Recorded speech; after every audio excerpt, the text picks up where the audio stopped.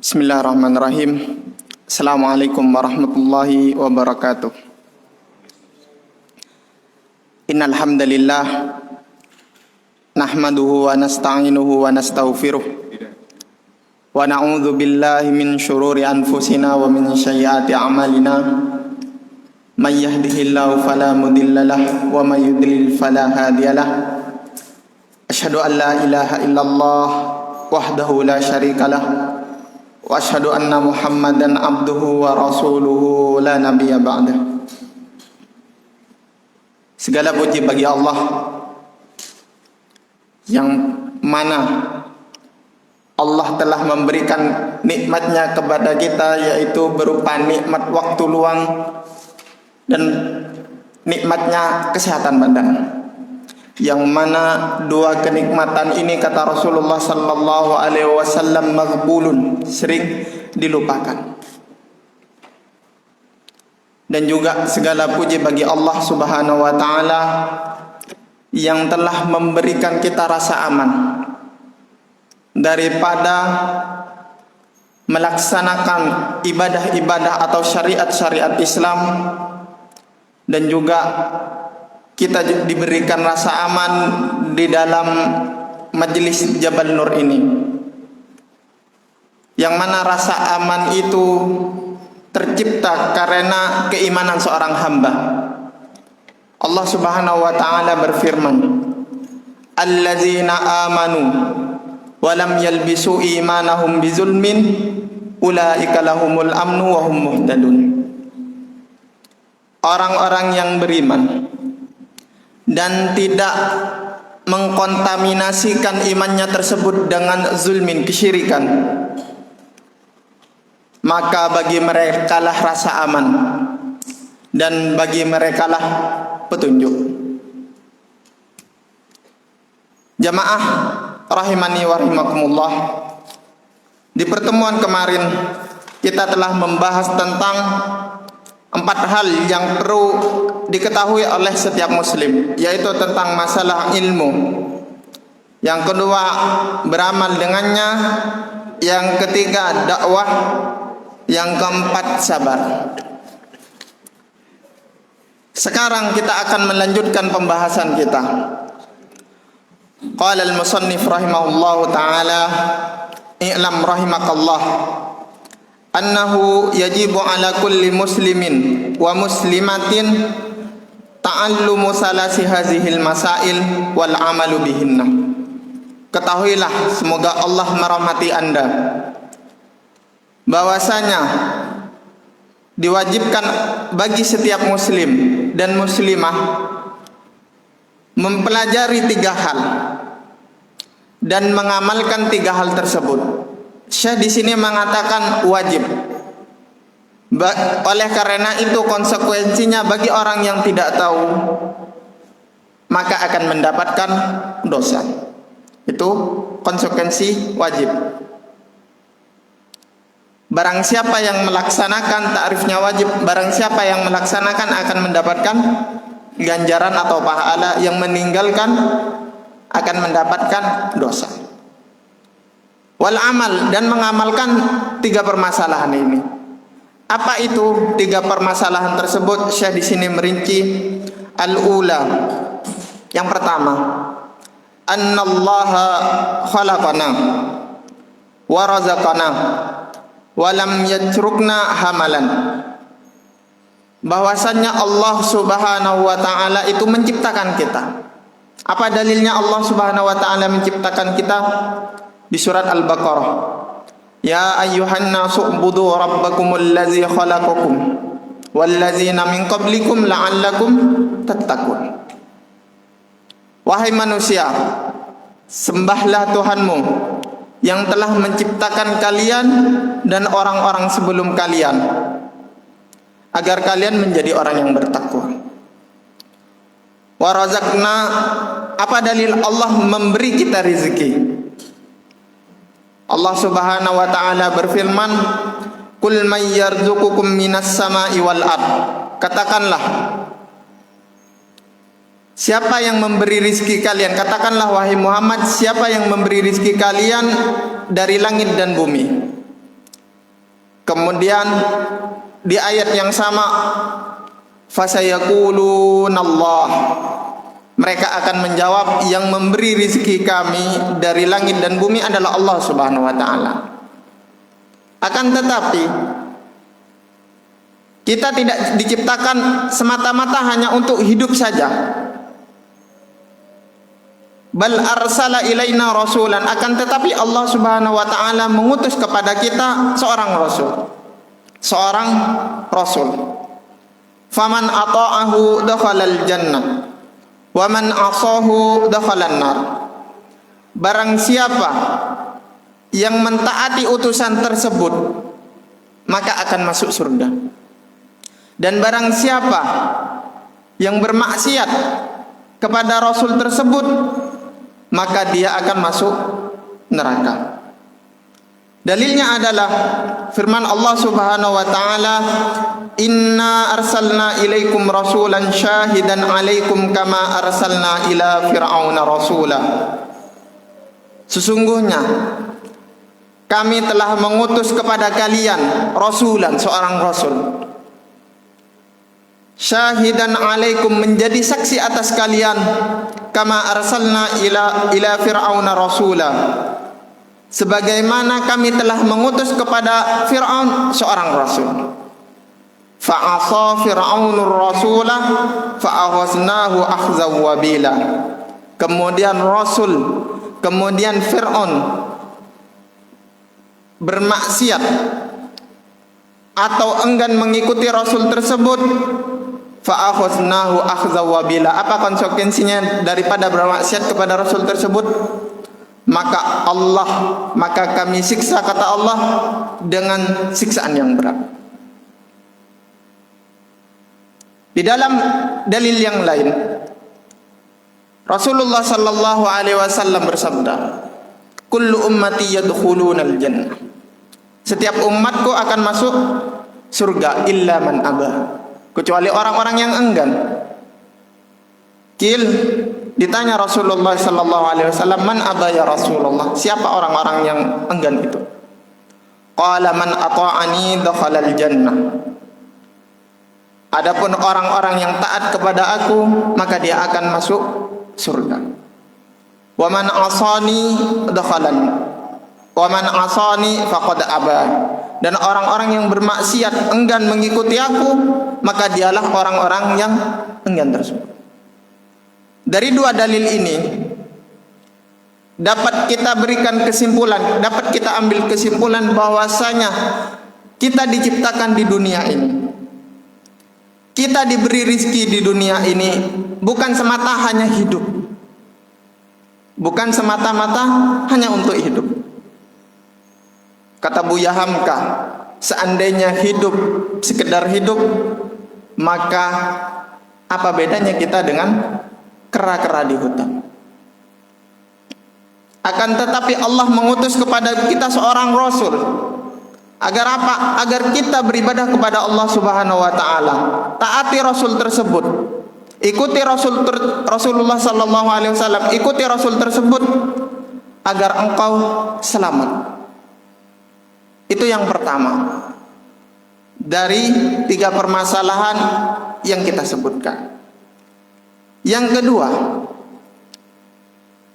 annallah la yarda ayyusraka ma'ahu ahadan fi ibadatihi, bahwasanya Allah Subhanahu wa taala tidak ridha apabila ada seseorang menyekutukannya di dalam ibadahnya. Asyirik, menyekutukan Allah itu dibagi menjadi dua, asyirkul akbar dan asyirkul asghar. Apa itu syirik akbar? Syirik akbar adalah syirik yang menjadikan seseorang itu keluar daripada agama Islam. Ingat, keluar, menjadikan seseorang itu keluar dari agama Islam. Akan tetapi ini perlu menjadi perhatian, karena di kalangan masyarakat atau di tengah-tengah masyarakat terjadi kesalahpahaman bahwasanya seandainya fulan melakukan ini maka dia telah kafir. Tidak. Itu perlu kita fahami bersama agar kita tidak bermudah-mudah mengkafirkan seseorang. Agar tidak mudah mengkafirkan seseorang. Kita katakan seandainya fulan itu melakukan ini, maka hal itu adalah perbuatan syirik. Apakah fulan menjadi kafir? Tidak. Masih ada beberapa tahapan-tahapan yang harus dilalui. Apa itu syirik-syirik besar yang dapat mengeluarkan seseorang itu daripada Islam atau millah? Contohnya adalah berdoa kepada selain Allah, menyembah kepada selain Allah, mempercayai bahwasanya suatu gunung atau suatu laut dapat memberikan manfaat dan mudarat, sehingga disembah, diberi sesajen. Itu adalah contoh-contoh syirik besar. Adapun syirik asghar, hal ini tidak mengeluarkan seseorang daripada agama Islam. Akan tetapi dapat mengantarkan hal tersebut kepada kesyirikan besar. Seperti contohnya apa? Bersumpah kepada selain Allah Subhanahu wa taala. Demi bapakku, aku akan memukulmu, aku akan membayar hutangku. Tidak boleh. Itu tidak masuk dalam syirik besar. Masih kriterianya syirik kecil. Akan tetapi hal tersebut dapat mengantarkan kepada kesyirikan besar. Contoh yang lain adalah riya. Rasulullah sallallahu alaihi wasallam bersabda, "Innama akhwafa ma akhafu alaikumus syirkul asghar ar-riya." Sesungguhnya yang paling aku takutkan terhadap kalian yaitu syirik kecil. Apa itu riya? Apa itu riya? Beribadah kepada Allah Subhanahu wa taala dan juga disebabkan karena faktor-faktor lain. Seperti contoh, seandainya seseorang itu menjadi imam sholat, qadarullah, bacaannya biasa, nadanya biasa, kedengeran, oh kok ada suara sepeda motor, ini kayaknya Bapak Fulan anaknya cantik, masya Allah. Akhirnya apa? Bacaannya diperbagus. Alhamdulillahirabbil alamin. Pak, yang biasanya pakai surat-surat di juz 30 pakai surat Al-Baqarah. Maka di sini riya. Di sini riya. Baik. La nabiyyun mursalun wala malakun muqarrabun wala ghairuhuma. Tidak ada nabi yang diutus dan tidak ada malaikat yang dekat wala ghairuhuma, dan tidak pula pada selain keduanya. Nabi saja Allah Subhanahu wa taala tidak ridho bahwasanya seorang hamba itu menyekutukan dengan nabi yang paling mulia, dengan Nabi Muhammad sallallahu alaihi wasallam. Allah tidak ridho. Dan juga malaikat yang paling dekat dengan Allah yaitu malaikat Jibril, Allah tidak ridho. Apalagi hanya dengan pohon, apalagi dengan gunung, apalagi dengan seorang kiai atau gelar-gelar yang lainnya. Maka lebih tidak pantaslah mereka untuk dijadikan sekutu bagi Allah Subhanahu wa taala. Wad dalilu qauluhu ta'ala, wa annal masajida lillahi fala tad'u ma'allahi ahadan. Sesungguhnya masjid itu milik Allah Subhanahu wa taala. Maka janganlah kalian berdoa kepada Allah.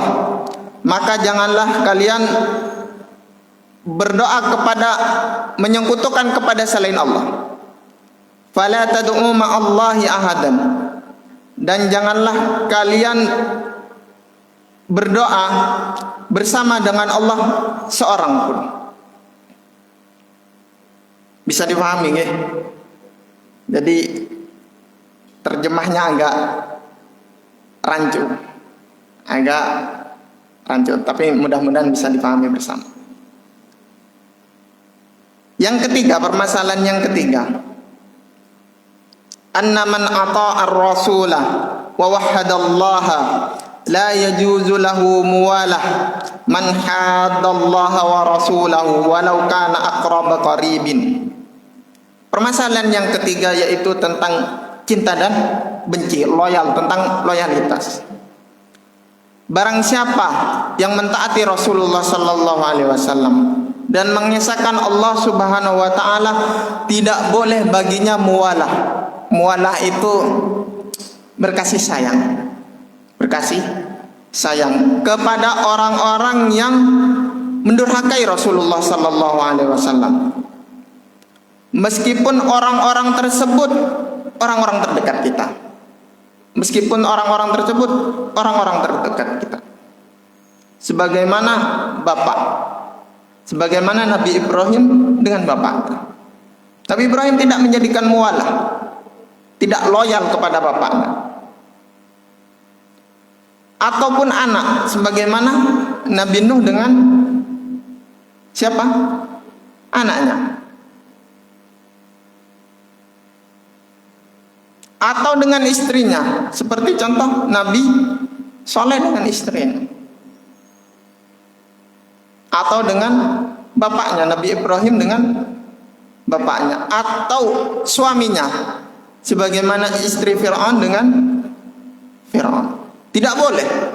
Meskipun mereka orang-orang terdekat kita, kita tidak boleh untuk berkasih sayang. Kita bisa melihat banyak sekali sekarang fenomena. Ayolah kita, apa namanya itu, toleransi lah. Ayolah kita toleransi. Akhirnya anak-anak SD, anak-anak TK dimasukkan kemana? Ke gereja. Allah musta'an. Bahkan di minggu kemarin saya mendengarkan seorang perkataan yang dia itu ketua seorang organisasi Islam di Indonesia, mengatakan apa? Kita itu lebih mudah untuk toleransi kepada non-muslim daripada kepada orang muslim sendiri. Allah musta'an. Ini sungguh perkataan orang-orang yang bodoh dan tidak pantas dia menjadi seorang ketua pergerakan Islam, organisasi Islam. Sungguh tidak pantas. Karena Allah Subhanahu wa taala berfirman, Ya ayyuhalladzina amanu la tattakhidul yahuda wan nasara awliya. Wahai orang-orang yang beriman, janganlah kalian jadikan orang Yahudi dan Nasara itu sebagai teman korib, sebagai istilah sekarangnya itu bestie. Jangan dijadikan bestie. Ba'duhum awliya'u ba'din. Mereka itu antara satu dengan yang lain saling bestie, tapi dengan Islam tidak. Wa may yatawallahum minkum fa innahu minhum. Dan barang siapa yang menjadikan orang Yahudi atau Nasrani atau orang kafir yang lain itu sebagai bestie, fa innahu minhum. Sesungguhnya orang tersebut dari golongan mereka. Ini sudah jatuh masuknya kepada kemana? Syirik akbar. Syirik akbar. Tapi ingat kembali, jangan semata-mata apabila seseorang menjadikan seorang non-muslim atau kafir sebagai bestie kita katakan wah fulan itu kafir, wah fulan itu sudah keluar dari Islam karena dia telah menjadikan orang non-muslim atau orang kafir sebagai bestie atau sebagai teman akrab. Maka janganlah bermudah-mudahan untuk mengatakan kafir. Akan tetapi perbuatan yang dia lakukan adalah perbuatan kesyirikan. Perbuatan kesyirikan. Adapun orangnya apakah dia sudah non-Islam atau kafir? Allah Ta'ala. Masih ada beberapa tahapan lagi. Jadi bisa dipahami sampai sini ya. Jadi jangan mudah-mudahan wah itu sudah final itu khalidina fiha. Tidak. Wa dalilu qauluhu ta'ala La tajidu qauman yu'minuna billahi wal yawmil akhir yawaduna man hadallaha wa rasulah walau kanu aba'ahum aw abna'ahum aw ikhwanahum aw ashiratahum. Wahai Muhammad, kamu tidak akan mendapati suatu kaum yang mana kaum tersebut itu beriman kepada Allah dan hari akhir, saling berkasih sayang kepada orang yang menentang Allah dan Rasulnya, meskipun orang tersebut bapak-bapaknya atau anak-anaknya atau saudara-saudaranya atau keluarganya. Ulaika kataba fi qulubihimul iman wa ayyadahum biruhim min. Mereka lah orang-orang yang Allah tetapkan di dalam hati mereka iman. Wa ayyadahum biruhim min, dan menguatkan dengan pertolongan dari Allah Subhanahu wa taala. Wa yudkhiluhum jannatin tajri min tahtihal anharu khalidina fiha. Dan mereka akan dimasukkan ke surga, yang mana surga tersebut mengalir di bawahnya sungai-sungai. Mereka di dalam surga kekal. Radhiyallahu anhum wa radu'an. Allah ridha kepada mereka dan mereka ridha kepada Allah Subhanahu wa taala. Ulaika hizbullah, itulah golongannya Allah Subhanahu wa taala. Ala inna hizballahi humul muflihun. Ketahuilah bahwasanya golongan Allah Subhanahu wa taala itu adalah golongan yang beruntung. Di dalam hadis yang lain, di dalam dalil yang lain, Rasulullah sallallahu alaihi wasallam berfirman, al arwah junudun mujannadah, fama ta'arafa minha iktalafa, wa ma tanakara minha ikhtalafa. Ruh-ruh itu seperti pasukan yang mengelompok, maka ruh-ruh yang saling mengenal akan menjadi akrab. Adapun ruh-ruh yang tidak saling kenal akan bercerai-berai atau terpisah. Hal ini kita rasakan. Bahwasanya kita seandainya bertemu dengan seseorang baru, apabila kita semanhat dengan dia, apabila kita sefrekuensi, kalau bahasa sekarangnya itu sefrekuensi, maka kita akan nyaman. Karena apa? Pada hakikatnya jiwa-jiwa kita itu merasa nyaman kalau kita ketemu dengan orang yang sefrekuensi dengan kita. Akan tetapi kalau kita bertemu dengan seseorang, orang itu tidak sefrekuensi dengan kita dalam segi pemahaman dan lainnya, maka kita tidak akan betah berlama-lama dengan orang tersebut. Setelah pembahasan 3 ini, yang pertama bahwasanya Allah Subhanahu wa taala mengutus kepada kita rasul, kita wajib mengetahuinya dan wajib mengamalkannya, yaitu mentaati rasul. Yang kedua, bahwasanya Allah tidak ridho apabila beribadah kepada Allah Subhanahu wa taala disekutukan dengan sesuatu apapun. Dan yang terakhir, kita dilarang untuk loyal kepada orang-orang yang kafir, orang-orang yang tidak beriman kepada Allah Subhanahu wa taala. Kita dilarang untuk royal. Maka pembahasan selanjutnya yaitu tentang al-usul as-salas, tentang perkara-perkara 3 ini. Sebelum masuk pembahasan tersebut, saya di sini memberikan muqaddimah. I'lam arsyadakallah li ta'atihi annal hanafiyah millata Ibrahim an ta'budallaha wahdahu mukhlishan lahuddin. Ketahuilah, sesungguhnya Allah Subhanahu wa taala memandumu untuk mentaati Allah Subhanahu wa taala. Bahwasanya Hanifiyah, agamanya Nabi Ibrahim, adalah menyembah Allah yang esa secara ikhlas, karena semata-mata untuk menjalankan agamanya. Wa bidzalika amarallahu jami'an nasi wa khalaqahum laha. Oleh karena itu, Allah Subhanahu wa taala memerintahkan setiap manusia dan menciptakan mereka hanya untuk beribadah kepada Allah Subhanahu wa taala. Kama qala ta'ala, "Wa ma khalaqtul jinna wal insa illa liya'budun." Tidaklah aku ciptakan jin dan manusia kecuali hanya untuk beribadah kepada Allah Subhanahu wa taala. Beribadah kepada Allah Subhanahu wa taala itu ada 2. Ada 2. Sebelum kita masuk pembahasan yang 2 ini, takrif ibadah itu apa kira-kira? Apa itu ibadah? Kalau ditanya ibadah itu apa, mungkin kita akan menjawab sholat, zakat, jujur, haji, itu ibadah. Akan tetapi secara ta'rif, ibadah adalah sebuah nama yang mencangkup setiap perbuatan dan perkataan yang dapat menyenangkan Allah Subhanahu wa taala. Itu namanya ibadah. Dan ibadah ini sebagaimana yang saya katakan tadi dibagi menjadi dua, yaitu ibadah melakukan dan ibadah mengerjakan. Ibadah melakukan dan ibadah meninggalkan. Apabila Allah Subhanahu wa taala memerintahkan kita kepada sesuatu, maka cara mengibadahinya adalah kita melakukan.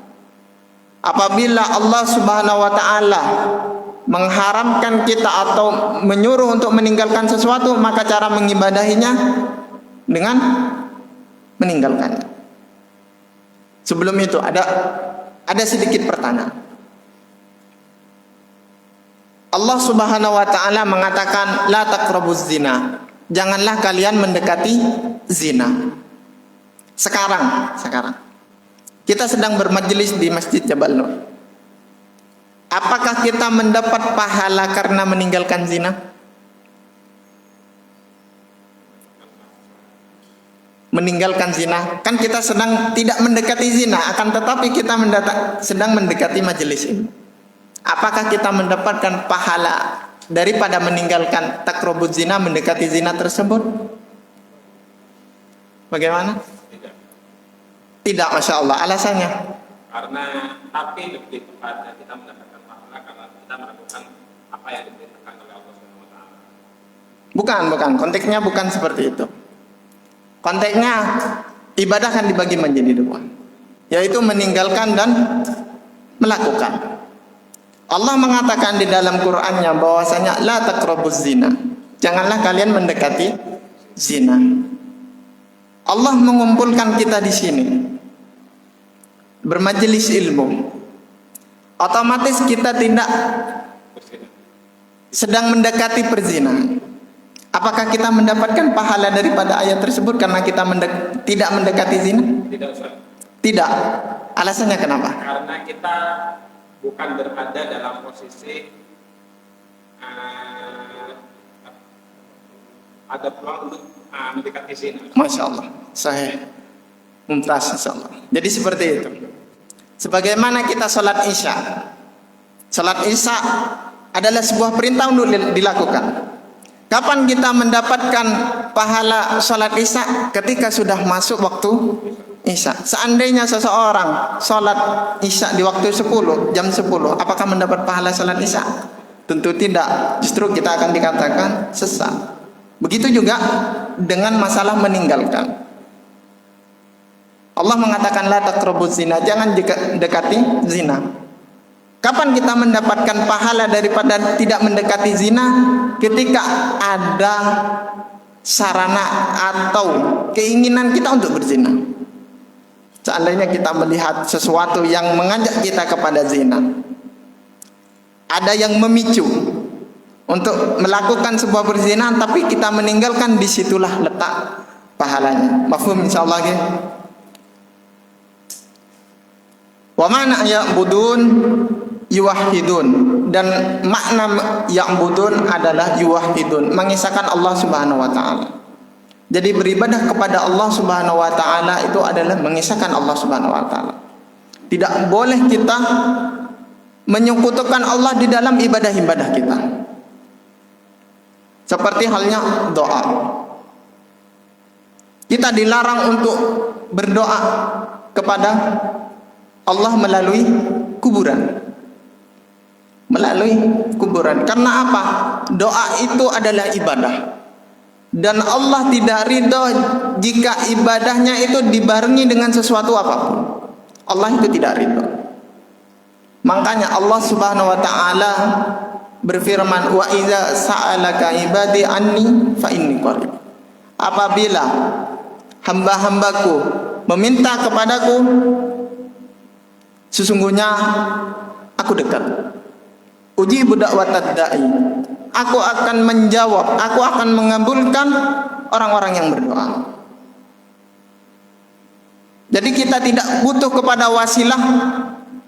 Wasilah kepada pohon lah, wasilah kepada kuburan lah, wasilah kepada gunung atau laut, tidak butuh. Kita langsung berdoa kepada Allah. Akan tetapi banyak orang di luar sana mengatakan wabtagul wasilah. Carilah perantara di dalam itu dijadikan dasar mereka. Wah, Mas, jangan gitu dong, Mas. Kita ini banyak dosa. Kita gak pantas langsung minta kepada Allah Subhanahu wa taala sebagaimana emas yang rakyat jelata langsung meminta kepada presiden. Logikanya mereka seperti itu. Otomatis kan pakai surat lah, dikirim ke ajudannya atau menterinya atau gimana. Janganlah, nggak pantas, Mas. Apalagi sama Allah. Itu tidak.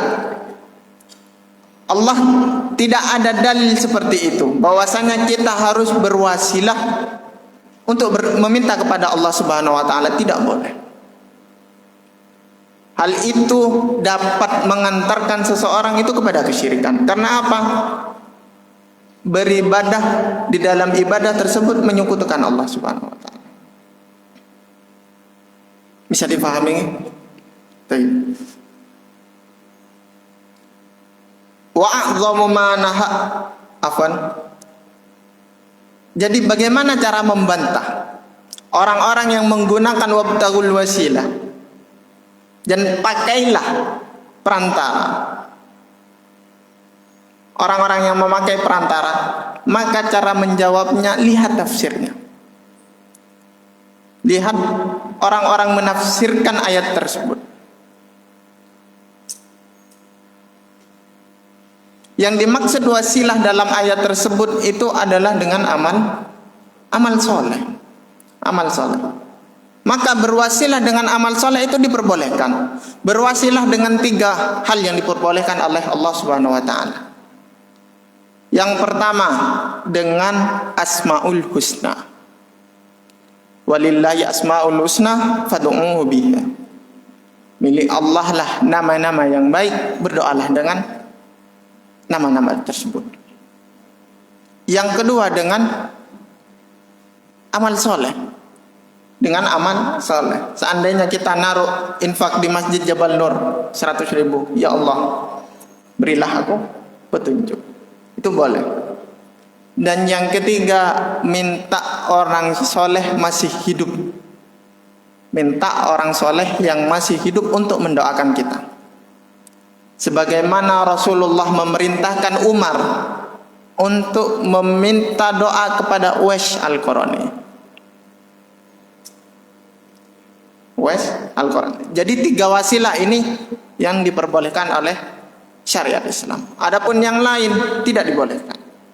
Yang dimaksud wasilah dalam ayat tersebut adalah amal-amal soleh. Wa a'dhamu ma naha anhu syirku. Dan perkara yang paling dilarang oleh Allah Subhanahu wa taala adalah kesyirikan. Wa huwa da'watu ghairihi ma'ahu, yaitu beribadah kepada selain Allah bersama Allah. Wa dalilu qauluhu ta'ala, dan dalilnya firman Allah Subhanahu wa taala, wa'budullaha wa la tusyriku bihi syai'an. Sembahlah Allah dan janganlah kamu menyekutukan dengannya apapun, segala apapun. Wa a'dhamu ma amarallahu bihi at-tauhid, dan perkara yang paling besar, perkara paling agung yang diperintahkan Allah yaitu tauhid. Wa huwa ifradullah bil ibadah, yaitu mengesahkan Allah Subhanahu wa taala di dalam ibadah. Dalilnya apa? Ketika Rasulullah sallallahu alaihi wasallam ditanya dosa apa yang paling besar wahai Rasulullah? Jawaban Rasulullah sallallahu alaihi wasallam, anta ja'ala lillahi niddan wa huwa khalaqaka. Kamu menjadikan sesekutuan bagi Allah padahal Dia yang menciptakan. Dosa yang paling besar. Bisa dipahami kebalikannya. Mafhum dari hadis ini bahwasanya pahala yang paling besar adalah mengesahkan Allah Subhanahu wa taala karena Dia adalah zat yang menciptakan. Sampai sini pahamnya? Dari segi pendalilannya? Baik. Fa idza qila laka mal usulus salasa allati yajibu 'alal insan ma'rifatuha. Apabila ditanyakan apa perkara yang tiga yang wajib bagi manusia mengetahuinya, fakul maka jawablah ma'rifatul abdi rabbahu wa dinahu wa nabiyuhu Muhammadan sallallahu alaihi wasallam. Mengetahui Tuhannya, mengetahui agamanya, dan mengetahui nabinya yaitu Muhammad sallallahu alaihi wasallam. Fa idza qila laka, apabila ditanyakan kepadamu, mar rabbuk, siapa Tuhanmu? Fakul maka jawablah Rabbi Allah allazi rabbani, Tuhanku adalah Allah yang memeliharaku. Wa rabba jami'il alamina bi ni'matihi, dan Tuhan segala alam bi ni'matihi, yang mana Dia yang telah melimpahkan rahmatnya. Kalau ditanya siapa Allah, maka Allah itu adalah Tuhanku. Wa huwa ma'budi laisa li ma'budun siwahu, Dia adalah sesembahanku dan tidak ada sesembahan selain Dia. Wad dalilu qauluhu ta'ala, dalilnya firman Allah Subhanahu wa taala, alhamdulillahi rabbil alamin. Segala puji bagi Allah, Rabbil alamin, Tuhan semesta alam. Di mana segi pendalilannya? Bahwasanya Tuhan kita adalah Allah Subhanahu wa taala. Di mana segi pendalilannya? Rabbil alamin, Tuhan semesta alam. Wa kullu man siwallah alam, dan setiap segala sesuatu yang ada di dunia maupun di langit itu adalah alam, adalah alam. Maka semua hal tersebut dikatakan makhluk atau alam siwallah. Paham nggih? Dari segi pendalilannya, alhamdulillah, segala puji bagi Allah, Rabbil alamin, Tuhan semesta alam. Oleh karena itu, segala sesuatu yang dikatakan alam, maka dia bukanlah Tuhan. Bukan dikatakan Tuhan. Sampai di sini paham? Wa ana wahidun min zalikal alam, dan saya adalah salah satu daripada alam tersebut. Fa idza qila laka, apabila ditanyakan kepadamu, bima arafta rabbak, bagaimana kamu mengetahui Allah Subhanahu wa taala? Bi ayatihi wa makhluqatihi, dengan dua cara, yaitu kita mengetahui Allah dengan ayatihi, dengan tanda-tandanya, wa makhluqatihi, dengan makhluk-makhluknya. Mengetahui sesuatu itu ada tiga cara. Ada tiga cara. Cara yang pertama adalah dengan cara melihat langsung. Contoh, kamu tahu Masjid Jabal Nur? Tahu? Pernah lihat langsung? Iya. Pernah lihat langsung? Iya. Itu cara yang pertama. Cara yang kedua, cari yang semisal. Seperti contoh, kamu tahu kerbau? Tidak tahu. Ya, bentuknya kayak sapi gitu, cuman dia suka di lumpur. Oh, kayak gitu. Akhirnya tergambar. Yang ketiga adalah dari kabar, dari berita. Contoh, kamu tahu Mekah? Gak tahu. Mekah itu seperti ini loh, seperti ini, seperti ini, seperti ini. Begitu juga dengan mengetahui Allah Subhanahu wa taala. Yang pertama melihat langsung, apakah mungkin? Tidak. Yang kedua, dengan semisal, Mengetahui Allah dengan semisal Allah, apakah mungkin? Tidak. Jalan satu-satunya mengetahui Allah adalah dengan khabarnya. Kita melihat hal tersebut terdapat pada ayatihi wa makhlukatihi, terdapat pada tanda-tandanya dan makhluk-makhluknya. Wa min ayatihi, dan di antara tanda-tandanya adalah al-lailu wan nahar, yaitu siang dan malam. Wasyamsu wal qamar, matahari dan bulan. Wa min makhluqatihi as-samawati sab'u wa man fihinna, dan di antara makhluk-makhluknya yaitu langit 7 dan segala sesuatu yang ada padanya. Wal arduna sab'u wa man fihinna wa ma bainahuma, dan langit 7 langit dan yang ada di dalamnya dan yang ada di antara langit dan bumi. Baik, karena waktu sudah hampir isya, insya Allah akan kita lanjutkan di pertemuan selanjutnya. Sebelum kita tutup, apakah mungkin ada pertanyaan? Insya Allah jelas. Tafadhal.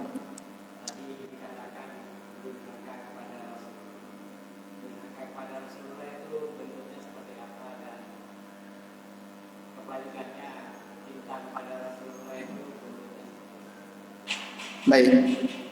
Allah Subhanahu wa taala berfirman,